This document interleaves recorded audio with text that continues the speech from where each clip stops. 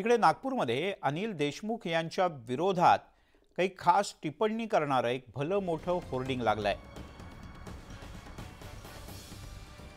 आणि हे होर्डिंग नागपुरात चर्चेचा विषय आहे। बदनामीकारक होर्डिंग लावल्याप्रकरणी मात्र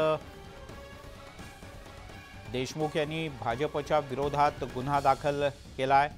भाजप युवा मोर्चाच्या शहराध्यक्षाच्या विरोधात अनिल देशमुख यांनी गुन्हा दाखल केलाय।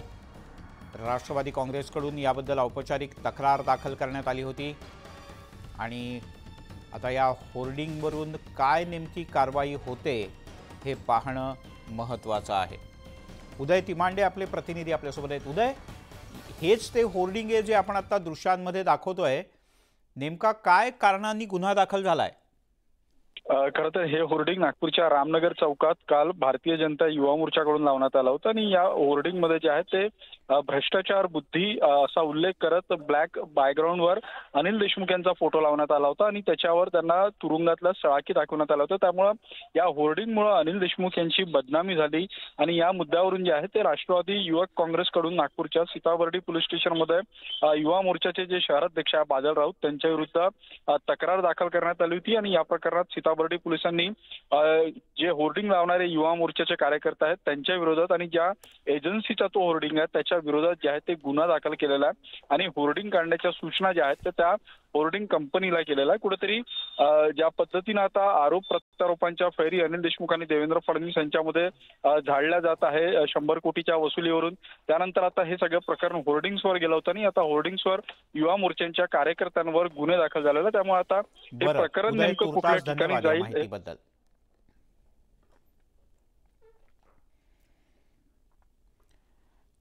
तिकडे उबाठाचे नेते वरुण सरदेसाई यांनी काँग्रेसच्या नेत्यांची रविवारी भेट घेतली। काँग्रेसचे नाराज आमदार सिद्दीकी यांचा मतदारसंघ असलेल्या वांद्रे पूर्वमधून लढण्यासाठी वरुण सरदेसाई इच्छुक आहेत। या संदर्भात वांद्रे पूर्वची जागा उबाठा पक्षाला सोडण्याचा आग्रह शिवसेना उबाठानं वरुण देसाई यांच्यामार्फत केल्याचं कळतं। त्यावर स्थानिक आमदार झिशान सिद्दीकी यांची प्रतिक्रिया हाती आली। काँग्रेसला ठोस भूमिका घ्यावी लागेल। काँग्रेसच्या पक्षांतर्गत बैठकीला उबाठाच्या नेत्याला कसं काय बोलवलं जाऊ शकतं किंवा तो कसा येऊ शकतो असा प्रश्नही झिशान सिद्दीकी यांनी उपस्थित केला। काहीही झालं तरी मी काँग्रेसमधूनच उमेदवारी मागणार, मी वांद्रे पूर्व मतदारसंघातूनच निवडणूक लढवणार असं सिद्दीकी यांनी म्हटलंय।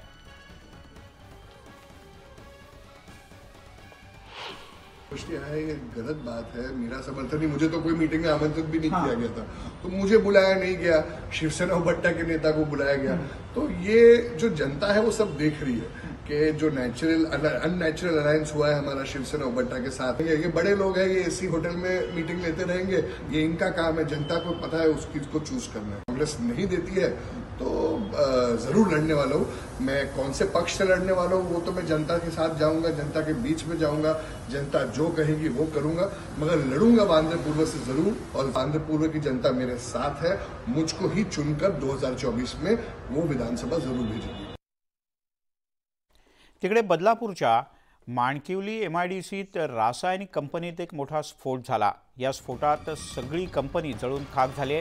हा स्फोट इतका जबरदस्त होता की कंपनीतल्या रिॲक्टरचा रिसिव्हर उडून तब्बल 400 मीटर लांब एका चाळीवर जाऊन पडला। या चाळीमध्ये राहणाऱ्या कुटुंबातील लहान मुलीसह 3 जण यात जखमी झाले। कंपनीतल्या कोणत्याही कामगाराला इजा झालेली नाही। जखमींवर रुग्णालयात उपचार सुरू आहेत।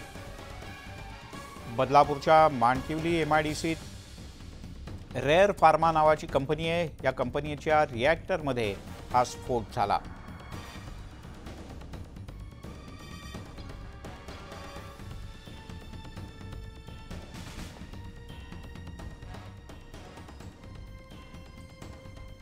लागून जे रिसिव्हर असतो म्हणजे हा एक केमिकल प्लांट आहे जे औषधींसाठी लागणारं प्रॉडक्ट या ठिकाणी ते बेन्झीन नावाचं बनवतात असं प्राथमिकरित्या समजलेलं आहे आणि सडनली त्यामध्ये ब्लास्ट होऊन त्या ठिकाणी आगसुद्धा लागलेली होती भीषण प्रमाणामध्ये।